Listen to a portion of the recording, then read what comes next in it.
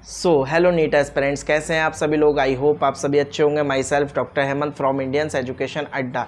तो बच्चों, आज का ये वीडियो उन सभी कैंडिडेट्स के लिए बहुत ही ज़्यादा खास रहने वाला है जो भी बच्चे इस साल 2025 में यूपी आयुष काउंसलिंग के अंदर पार्टिसिपेट करना चाहते हैं या फिर यूपी आयुष काउंसलिंग में पार्टिसिपेट करने वाले हैं। ठीक है। और बच्चों, आज का ये वीडियो उन बच्चों के लिए भी बहुत ज़्यादा खास रहने वाला है जो कि अपना काउंसलिंग किसी एजेंट, किसी काउंसलर या फिर किसी भी कैफ़े से ना कराकर खुद से घर बैठकर करना चाहते हैं। ठीक है।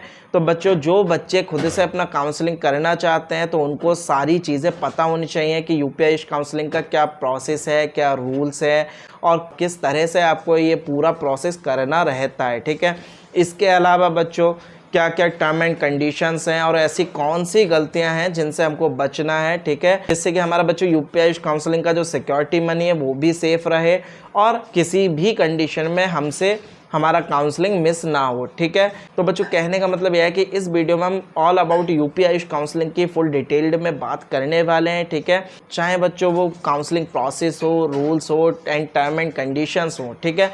तो सभी के बारे में आज हम यहाँ पर डिटेल्ड में लोग बात करने वाले हैं। ठीक है। और एक सबसे ज़रूरी टॉपिक के बारे में बात करूँगा। वो टॉपिक है बच्चों स्पेशली उन बच्चों के लिए जिनका स्कोर अच्छा है और उनको गवर्नमेंट बीएमएस कॉलेज मिल सकता है और जो बच्चे यूपी के अंदर पार्टिसिपेट करके अपना गवर्नमेंट बीएमएस कॉलेज लेने का प्लान कर रहे हैं। ठीक है।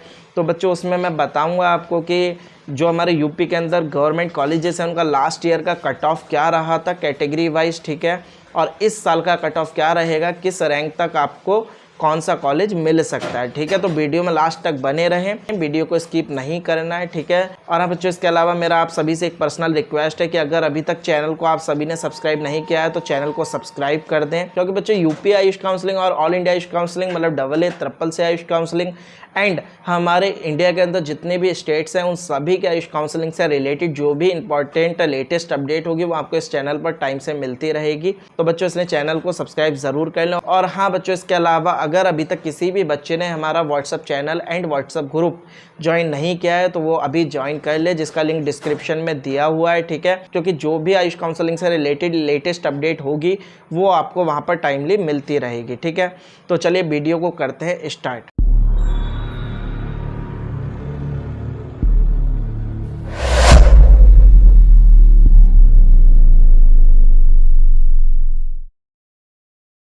तो बच्चों, इस वीडियो में अब हम जो सबसे पहले बात करेंगे वो करेंगे यूपी आयुष काउंसलिंग के प्रोसेसेस के बारे में। ठीक है। कि यूपी आयुष काउंसलिंग में अगर आप लोग पार्टिसिपेट कर रहे हैं या फिर अपना काउंसलिंग खुद से कर रहे हैं तो उसके लिए क्या प्रोसेस रहेगा, किस तरह से आपको अपना यूपी आयुष काउंसलिंग का फुल प्रोसेस करना रहेगा, क्या क्या उसके स्टेप्स होंगे, उसके बारे में हम लोग डिटेल्ड में जान लेते हैं। ठीक है। तो बच्चों, जो भी बच्चा यूपी आयुष काउंसलिंग के अंदर पार्टिसिपेट कर रहा है या फिर करने वाला है उस बच्चे का जो सबसे पहला प्रोसेस रहेगा वो रहेगा बच्चों रजिस्ट्रेशन। ठीक है।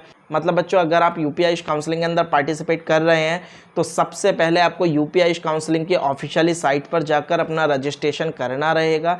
अब जो हमारी यूपी की ऑफिशियली साइट है वो है बच्चों www.upayushcounseling.upsdc.com। जी हाँ, आपको इसकी ऑफिशियली साइट पर जाकर सबसे पहले जो प्रोसेस करना है वो आपका रजिस्ट्रेशन होगा। ठीक है। अब रजिस्ट्रेशन में आपको बच्चे क्या क्या डिटेल्स फिलअप करनी रहती हैं। ठीक है। तो बच्चों, रजिस्ट्रेशन में क्या होता है, रजिस्ट्रेशन के अंदर आपको अपना फिजिकली डिटेल्स फिलअप करनी रहती हैं। ठीक है।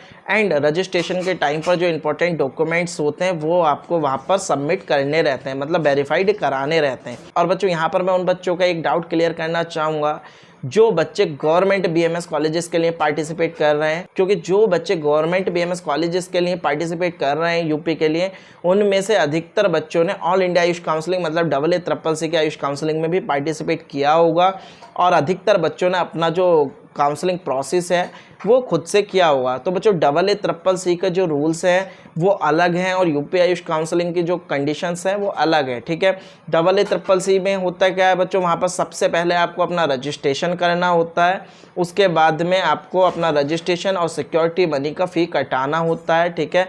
उसके बाद आपको चॉइस फिलिंग करनी होती है, चॉइस को लॉक करना होता है और अपने सीट अलॉटमेंट रिजल्ट का वेट करना होता है। ठीक है। लेकिन यहाँ पर ऐसा नहीं है। यहाँ पर बच्चों तब आप रजिस्ट्रेशन करोगे, ठीक है, तो यहाँ आपको अपना डिटेल तो फिलअप करना ही करना है, लेकिन उसके साथ में आपको अपने कुछ डॉक्यूमेंट्स भी वेरीफाई कराने होते हैं, ठीक है, ये अपलोड करने रहते हैं, ठीक है। अब उन डॉक्यूमेंट्स में बच्चों क्या क्या रहेगा वो मैं आपको बता देता हूँ। तो बच्चों सबसे पहला जो हमको डॉक्यूमेंट्स अपलोड करना रहेगा वो है बच्चों हाई स्कूल अथवा समकक्ष परीक्षा का प्रमाण पत्र, मतलब बच्चों 10th क्लास का मार्कशीट एंड जो आपका 10th क्लास है उसका प्रमाण पत्र। बहुत से स्टेट्स ऐसे हैं जहां पर 10th क्लास के मार्कशीट के साथ में उनको कॉलेज से एक प्रमाण पत्र भी प्रोवाइड किया जाता है। तो जो भी बच्चे ऐसे हैं उनको अपना 10th क्लास का मार्कशीट और प्रमाण पत्र दोनों अपलोड करना रहेगा, ठीक है। सेकंड जो डॉक्यूमेंट्स है बच्चों वो है आपका 12th क्लास का मार्कशीट एंड समकक्ष प्रमाण पत्र, मतलब 12th क्लास का मार्कशीट एंड जो कॉलेज से आपको 12th क्लास का सर्टिफिकेट या प्रमाण पत्र मिला है उन दोनों को ही आपको यहाँ पर अपलोड करना रहेगा, ठीक है। अब जो हमारा बच्चों नेक्स्ट डॉक्यूमेंट रहेगा वो रहेगा नीट यूजी 2025 का आपका स्कोर कार्ड। जो आपको पास में नीट यूजी 2025 का स्कोर कार्ड भी आपको वहाँ पर ज़रूरत पड़ने वाली है, ठीक है। अब जो यहाँ पर बच्चों हमारा फोर्थ डॉक्यूमेंट अपलोड किया जाएगा वो डॉक्यूमेंट है आरक्षण से संबंधित प्रमाण पत्र। जो बच्चे OBC, SC, ST and EWS category से बिलोंग करते हैं, इसके अलावा जो बच्चे ईए, एफएफ, एनसीसी या फिर पीडब्ल्यूडी कैंडिडेट हैं उनके पास में अपना सर्टिफिकेट होना चाहिए, ठीक है। मतलब बच्चों इसका सीधा मतलब ये है कि जो भी बच्चे OBC, SC, ST and EWS category से बिलोंग करते हैं उन बच्चों के पास में अपना कास्ट सर्टिफिकेट अवेलेबल होना चाहिए, ठीक है। उनको यहाँ पर अपना कास्ट सर्टिफिकेट अपलोड करना रहेगा। अब बच्चों जो बच्चे यूपी से बिलोंग करते हैं उनके पास में अपने यूपी का कास्ट सर्टिफिकेट होना चाहिए। इसके अलावा बच्चों जो बच्चे अदर स्टेट से यूपी के अंदर पार्टिसिपेट करते हैं उनके पास भी अपना कास्ट सर्टिफिकेट होना चाहिए, ठीक है। बच्चों इस कास्ट सर्टिफिकेट के लिए सबसे ज़रूरी बात जो आपको याद रखनी है वो ये है कि आप सभी का जो कास्ट सर्टिफिकेट है वो 1 अप्रैल 2025 के बाद का ही बना होना चाहिए। अगर किसी बच्चे का 1 अप्रैल 2025 से पहले का कास्ट सर्टिफिकेट बना हुआ है तो बच्चों उसका जो डॉक्यूमेंट वेरिफिकेशन है वो रिजेक्ट हो जाएगा और वो बच्चा यूपी आयुष काउंसलिंग के फर्स्ट राउंड से बाहर हो जाएगा, ठीक है। इसलिए अगर अभी तक किसी बच्चे का कास्ट सर्टिफिकेट 1 अप्रैल 2025 से पहले का बना हुआ है तो वो अपने कास्ट सर्टिफिकेट को अपडेट करा ले, ठीक है, अदरवाइज़ वो काउंसलिंग से बाहर हो जाएगा, ठीक है।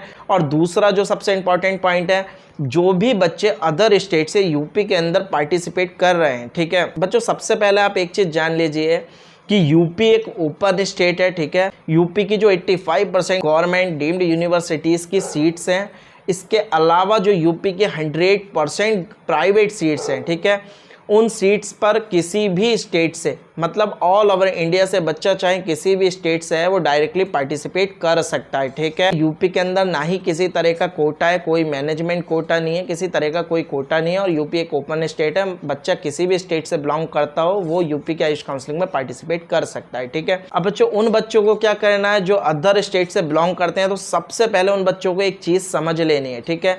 मान लीजिए कि कोई बच्चा उत्तराखंड, महाराष्ट्र, कर्नाटक, बिहार, एमपी ईटीसी किसी भी अदर स्टेट से बिलोंग करता है, ठीक है, और उसका कैटेगरी लाइक उसके स्टेट में एससी, एसटी, ओबीसी है, ठीक है। तो बच्चों उस बच्चे का कैटेगरी भले ही कुछ भी हो, ठीक है, चाहे वो एससी कैटेगरी का कैंडिडेट हो, चाहे वो एसटी का हो, चाहे वो ओबीसी का हो, लेकिन अगर वो बच्चा किसी अदर स्टेट की आयुष काउंसलिंग में पार्टिसिपेट करता है या फिर अदर स्टेट में अपना एडमिशन लेता है तो उसका जो कैटेगरी होती है वो जनरल में कंसीडर होती है। मतलब बच्चों उसको पार्टिसिपेट करने के लिए जो क्वालिफाइंग मार्क्स चाहिए होगा वो भी जनरल के बराबर ही होना चाहिए।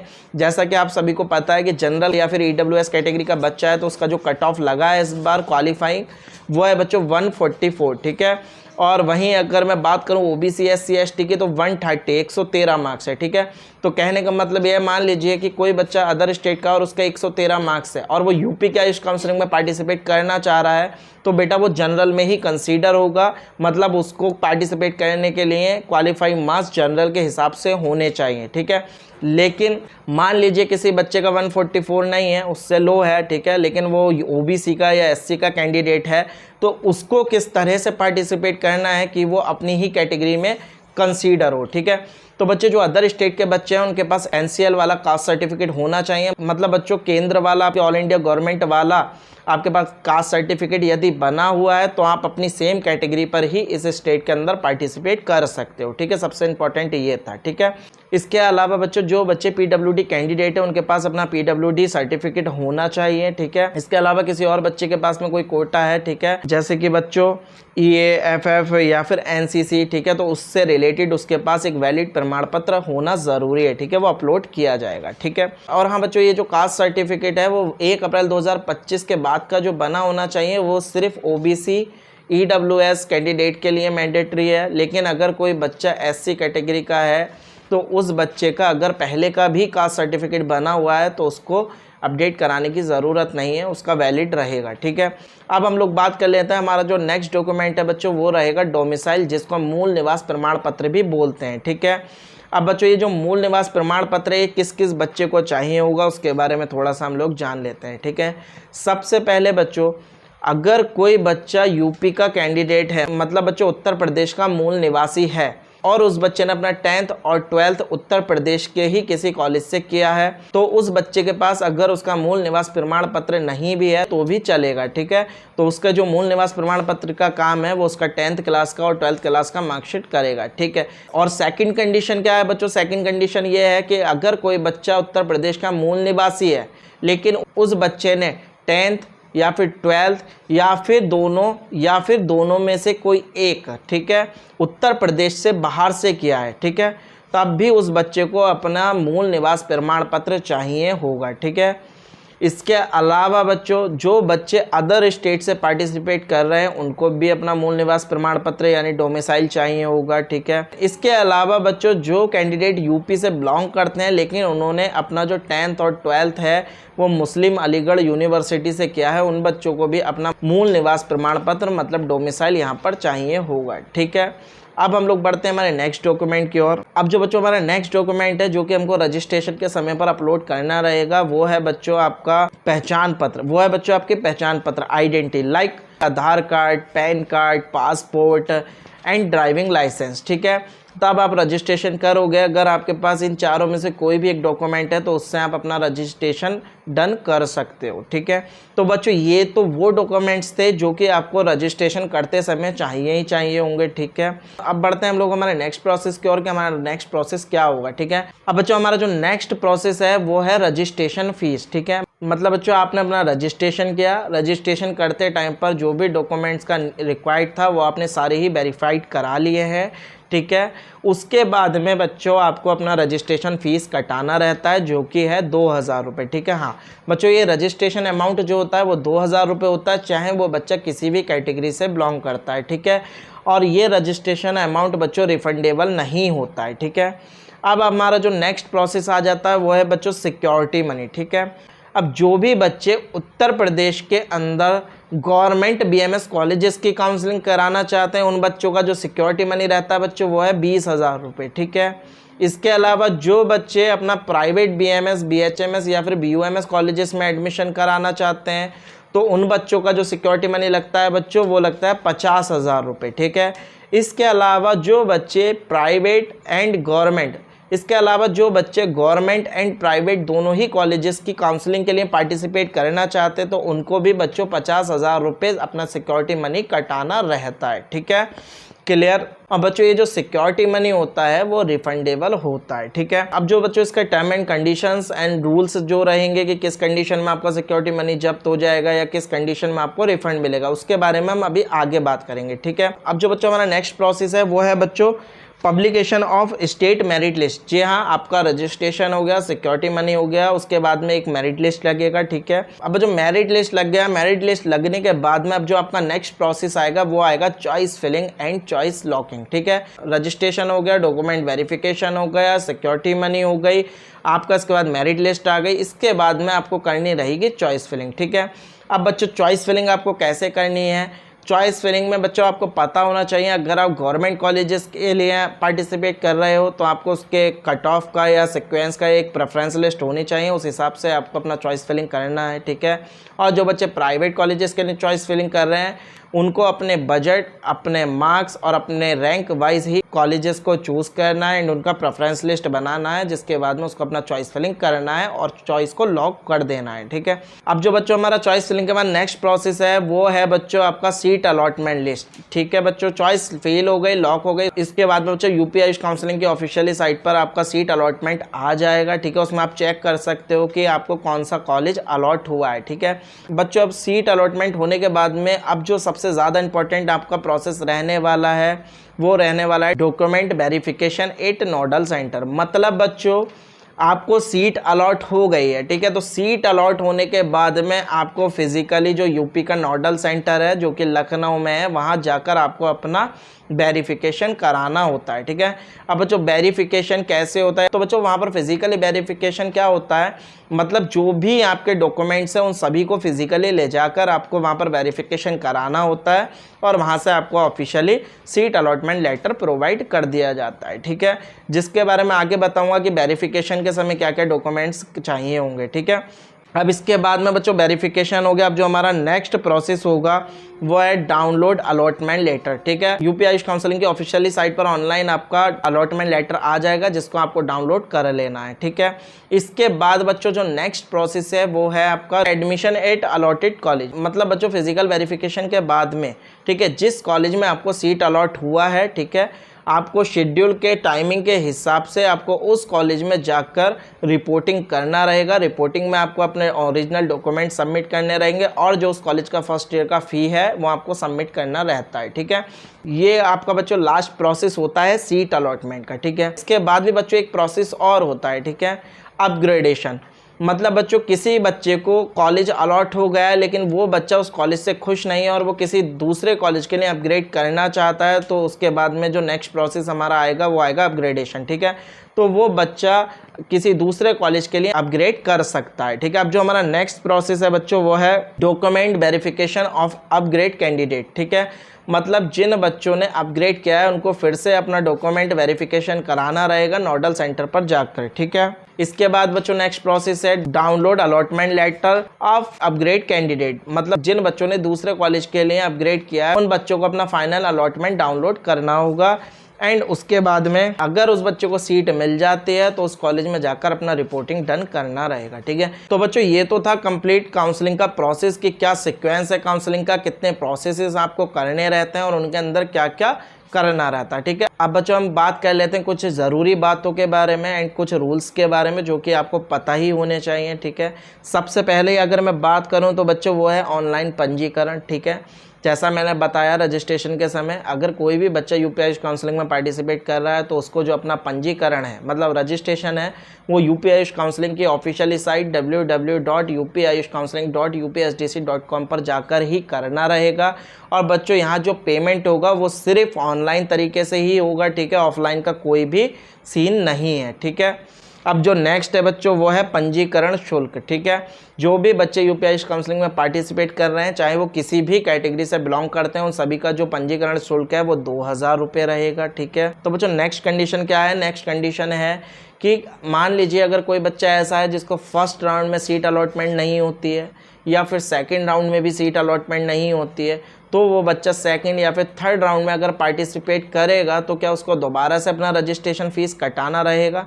तो बच्चों ऐसा बिल्कुल नहीं है। ठीक है, अगर किसी बच्चे को फर्स्ट राउंड में सीट अलॉट नहीं होती है तो उसको सेकंड में डायरेक्टली पार्टिसिपेट करना रहेगा, कोई रजिस्ट्रेशन अमाउंट दोबारा नहीं कटाना होगा। ठीक है, और अगर किसी को सेकेंड राउंड में भी सीट अलॉट नहीं होती है तो वो थर्ड राउंड में भी पार्टिसिपेट कर सकता है एनी किसी रजिस्ट्रेशन अमाउंट। ठीक है, इसके बाद में बच्चों अगर किसी बच्चे को थर्ड राउंड में भी सीट अलॉट नहीं होती है या फिर किसी बच्चे को थर्ड राउंड में सीट अलॉट हो जाती है लेकिन वो स्टे वैकेंसी राउंड में अपग्रेड करना चाहता है या आगे जाना चाहता है, ठीक है, तो बच्चों भले ही उसने 2000 रुपये का रजिस्ट्रेशन कर रखा हो लेकिन उस बच्चे को स्टे वैकेंसी राउंड में अगर पार्टिसिपेट करना है तो फिर से अपना 1000 रुपये का रजिस्ट्रेशन अमाउंट पे करना रहेगा। ठीक है, मतलब बेसिकली बच्चों यहाँ पर इनका कहने का मतलब ये है कि जो भी बच्चे यूपी के आयुष काउंसलिंग में पार्टिसिपेट कर रहे हैं उनको first second and third round के लिए एक ही बार रजिस्ट्रेशन कराना है, बार बार रजिस्ट्रेशन कराने की आवश्यकता नहीं है। ठीक है, इसके अलावा अगर बच्चा स्टे वैकेंसी राउंड में भी पार्टिसिपेट करना चाहता है, आगे जाना चाहता है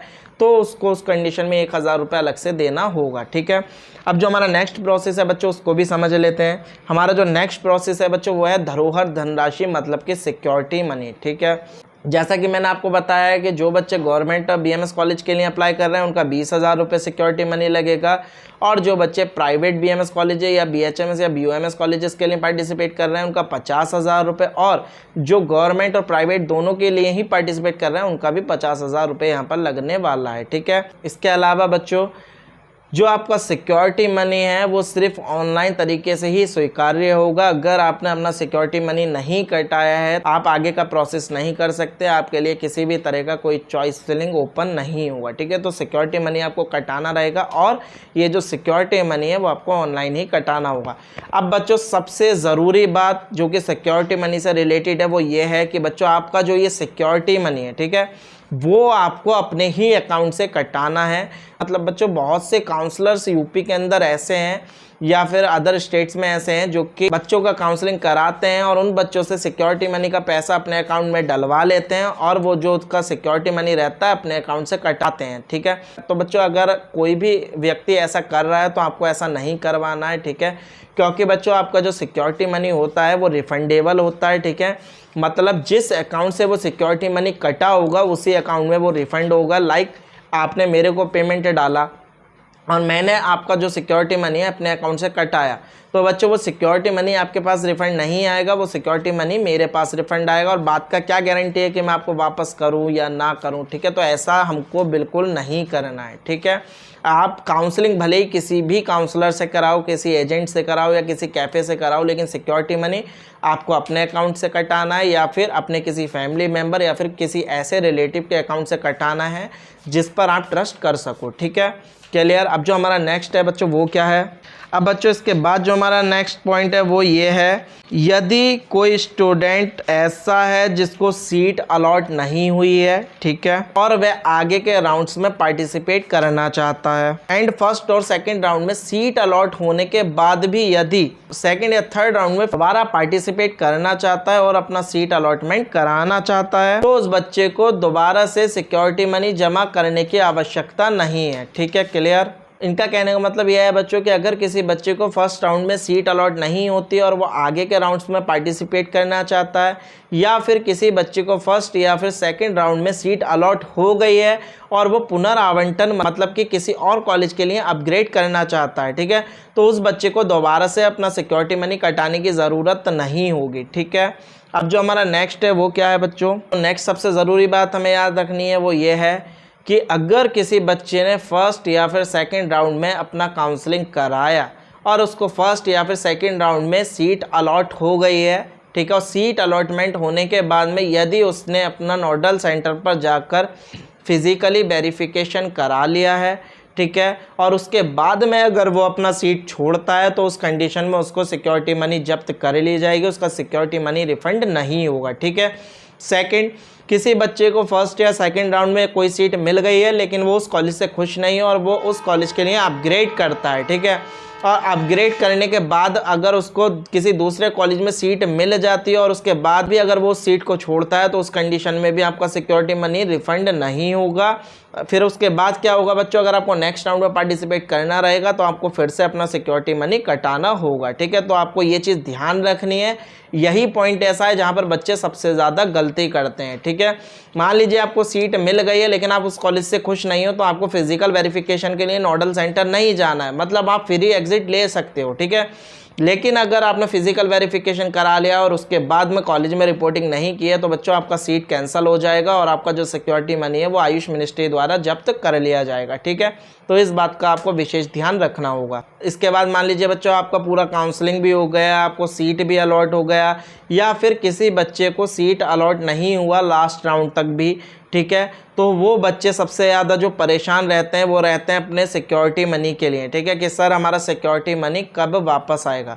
तो बच्चों उसका क्या कंडीशन है, अगर किसी भी बच्चे को किसी भी राउंड में सीट मिल गया है और उस बच्चे ने उस कॉलेज में अपना एडमिशन डन कर लिया है, मतलब सारे प्रोसेस कर लिए हैं, अपना रिपोर्टिंग भी डन कर लिया है, ठीक है, और अगर कोई ऐसा बच्चा है जिसको लास्ट राउंड तक भी अगर कोई सीट अलॉट नहीं हुआ है तो उसका जो बच्चों सिक्योरिटी मनी है वो काउंसलिंग फिनिश होने के लगभग 1 से 2 महीने के बाद रिफंड आ जाता है, वो भी उसी अकाउंट में रिफंड आता है बच्चों जिस अकाउंट से आपने कटाया हुआ। ठीक है, मतलब बच्चों अगर किसी बच्चे को कोई भी कॉलेज नहीं मिला है उसका भी, और जिसको कॉलेज मिल गया और उसने एडमिशन डन कर लिया उसका भी बच्चों, उन सभी का सिक्योरिटी मनी रिफंड आ जाता है, लेकिन वो काउंसलिंग के सारे ही राउंड से फिनिश होने के लगभग 1 से 2 महीने बाद। ठीक है, तो बच्चों ये कुछ ज़रूरी जानकारी थी। अगर आप अपना काउंसलिंग खुद से कर रहे हो तो ये चीज़ें आपको पता होनी चाहिए। आई होप, मैं उम्मीद करता हूँ कि आप अच्छे से समझ भी गए होंगे। ठीक है, तो बच्चों कहने का मतलब यह है किसी भी कंडीशन में किसी भी पॉइंट पर आपको कोई गलती नहीं करनी है।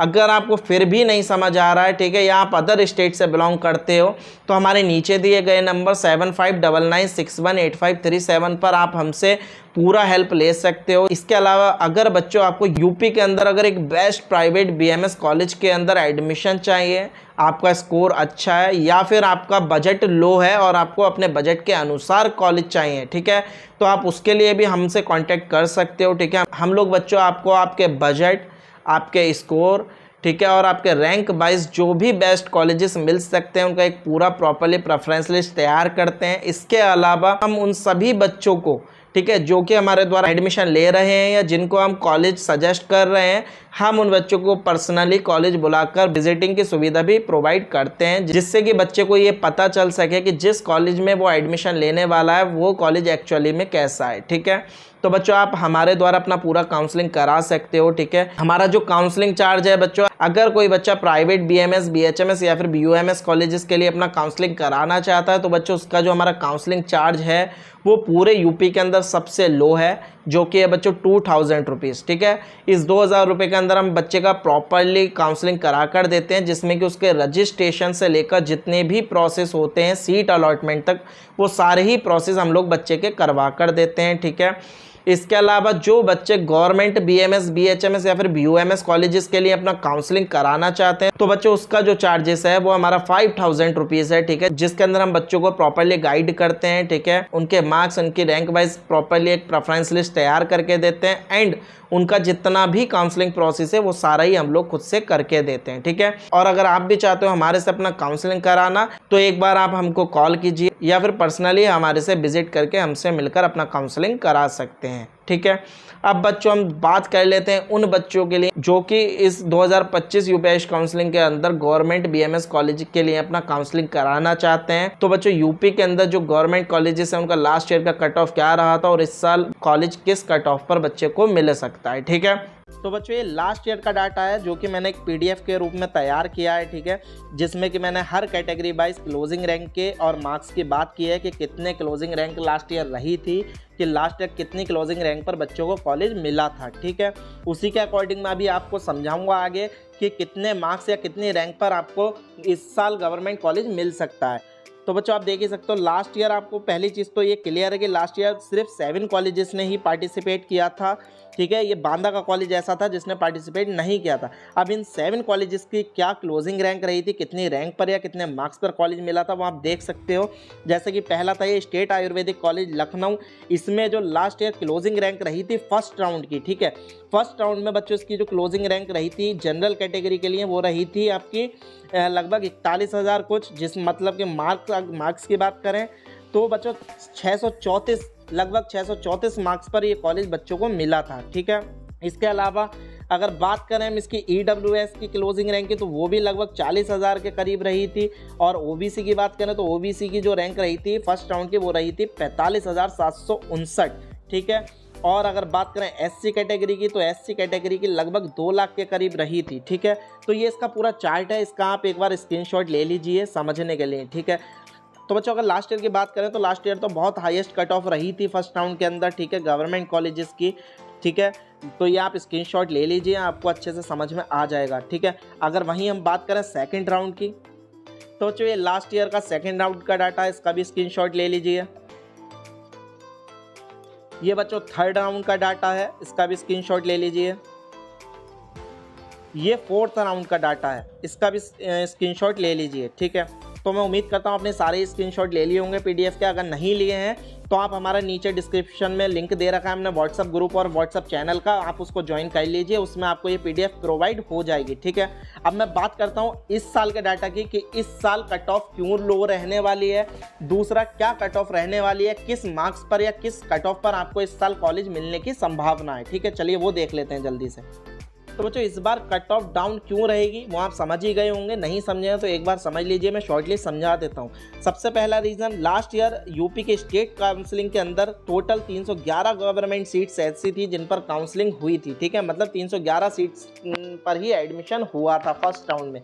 लेकिन इस बार क्या है, इस बार ये सीटें इंक्रीज़ हुई हैं और इंक्रीज़ होने के बाद जो स्टेट कोटा के अंदर इस बार सीटें हो गई हैं वो हो गई हैं 500। ठीक है, मतलब यहाँ पर सीट इंक्रीजमेंट हुआ है और जहाँ सीट इंक्रीजमेंट होता है वहाँ पर कहीं ना कहीं कट ऑफ डाउन जाती ही जाती है। ठीक है, तो उम्मीद है अब आप समझ गए होंगे। ठीक है, दूसरा रीज़न, क्योंकि इस बार पैटर्न बहुत हाईएस्ट रहा था तो कट ऑफ भी डाउन कहीं ना कहीं रहनी ही है। जैसा कि अभी आपने MBBS की काउंसलिंग में देखा होगा कि लास्ट ईयर के मुकाबले काफ़ी लो कट ऑफ गई है गवर्नमेंट कॉलेजेस की। ठीक है, अगर MBBS की कट ऑफ डाउन गई है तो BMS की भी यानी आयुर्वेदा की भी ऑटोमेटिकली कट ऑफ डाउन जानी ही जानी है। और दूसरी चीज़, अगर BMS कॉलेजेस की कट ऑफ डाउन जाती है तो BHMS कॉलेजेस की भी कट ऑफ ऑटोमेटिकली डाउन हो जाती है। तो चलिए बच्चों अब समझ लेते हैं कितनी ऑल इंडिया रैंक होने पर आपको इस साल गवर्नमेंट BMS कॉलेज में एडमिशन मिल सकता है। सबसे पहले हम बात करेंगे जनरल कैटेगरी के बच्चे की। अगर कोई जनरल कैटेगरी का बच्चा है और उसकी ऑल इंडिया रैंक 1,30,000 से लेकर 1,35,000 तक है तो पूरे चांसेस रहेंगे कि उस बच्चे को इस साल गवर्नमेंट BMS कॉलेज में एडमिशन मिल जाए। वहीं अगर हम लोग बात करें OBC कैटेगरी के बच्चे की, तो अगर OBC कैटेगरी का बच्चा है और उसकी ऑल इंडिया रैंक 1,32,000 से लेकर 1,37,000 तक है तो पूरे चांसेस हैं कि उसको इस साल गवर्नमेंट BMS कॉलेज मिल जाए। वहीं अगर EWS की बात करें तो EWS के बच्चे के भी 1,40,000 से लेकर 1,45,000 ऑल इंडिया रैंक है तो पूरे चांसेस हैं कि उसको गवर्नमेंट BMS कॉलेज मिल जाए। वहीं अगर SC कैटेगरी का बच्चा है और उसके 3,35,000 से लेकर 3,45,000 तक ऑल इंडिया रैंक है तो उसको भी गवर्नमेंट BMS कॉलेज मिल सकता है। वहीं अगर अब हम बात करें ST कैटेगरी के बच्चे की, तो बच्चों ST कैटेगरी के बच्चे की अगर 7 से 8 लाख भी रैंक है तब भी उसके चांस रहेंगे कि उसको गवर्नमेंट BMS कॉलेज मिल जाए। चलिए अब बात कर लेते हैं हम लोग BHMS कॉलेज की। तो चलिए बच्चों अब हम बात कर लेते हैं कि गवर्नमेंट BHMS कॉलेज कितनी रैंक होने पर आपको मिल सकता है। तो सबसे पहले अगर बात करें हम लोग जनरल कैटेगरी के बच्चे की, अगर बच्चों को जनरल कैटेगरी का बच्चा है और उसकी ऑल इंडिया रैंक 3,20,000 से लेकर 3,30,000 तक है तो चांसेस रहेंगे कि इस साल उसको गवर्नमेंट BHMS कॉलेज यूपी के अंदर मिल जाए। वहीं अगर हम लोग बात करें EWS कैटेगरी के बच्चे की, तो EWS कैटेगरी के बच्चे की भी 3,30,000 से लेकर 3,40,000 तक ऑल इंडिया रैंक है तो चांसेस रहेंगे कि उसको कॉलेज मिल जाए। वहीं अगर OBC कैटेगरी के बच्चे की बात करें तो OBC कैटेगरी के बच्चे की भी अगर 3,25,000 से लेकर 3,35,000 तक ऑल इंडिया रैंक है तो उसको गवर्नमेंट BHMS कॉलेज मिलने के पूरे चांसेस रहेंगे। वहीं अगर हम लोग बात करें SC कैटेगरी के बच्चे की, तो बच्चों अगर 5 लाख से लेकर 5,20,000 तक आपकी ऑल इंडिया रैंक आ रही है तो आपको ट्राई करना चाहिए, आपको BHMS गवर्नमेंट कॉलेज मिल सकता है। वहीं अगर बात करें हम लोग ST कैटेगरी के बच्चे की, अगर ST कैटेगरी का बच्चा है और उसकी 10 से 11 लाख भी रैंक है ऑल इंडिया तो उसको पूरे चांसेस रहेंगे कि गवर्नमेंट BHMS कॉलेज मिल जाए। अब बात कर लेते हैं हम लोग BUMS की। तो बच्चों अब देख लीजिए कितनी ऑल इंडिया रैंक होने पर आपको गवर्नमेंट BUMS कॉलेज में एडमिशन मिल सकता है। अगर आप जनरल कैटेगरी का कोई बच्चा है और उसकी 1,90,000 से लेकर 2,10,000 तक रैंक है तो उसको गवर्नमेंट BUMS कॉलेज मिल जाएगा। ठीक है, वहीं अगर हम बात करें EWS की, अगर कोई EWS कैटेगरी का बच्चा है और उसकी 2,20,000 से लेकर 2,40,000 तक रैंक है तो पूरे चांसेस रहेंगे उसको इस साल गवर्नमेंट BUMS कॉलेज मिलने के। वहीं अगर OBC कैटेगरी की बात करें तो बच्चों 2,10,000 से लेकर 2,30,000 तक अगर आपकी ऑल इंडिया रैंक है तो पूरे चांसेस रहेंगे कि आपको इस साल गवर्नमेंट BUMS कॉलेज मिल जाए। वहीं अगर हम SC कैटेगरी के बच्चे की बात करें तो 6 से 7 लाख ऑल इंडिया रैंक होने पर भी आपको BUMS गवर्नमेंट कॉलेज मिल सकता है यूपी के अंदर। वहीं अगर हम लोग बात करें बच्चों ST कैटेगरी के, तो अगर ST कैटेगरी का बच्चा जस्ट क्वालिफाइड भी है तब भी उसके चांसेस रहेंगे कि उसको गवर्नमेंट BUMS कॉलेज मिल जाए। तो बच्चों ये तो हो गई कि इस साल कितनी ऑल इंडिया रैंक होने पर आपको कॉलेज मिल सकता है। ठीक है, बाकी सारी ही चीज़ें मैंने आपको अच्छे से समझा ही दी हैं।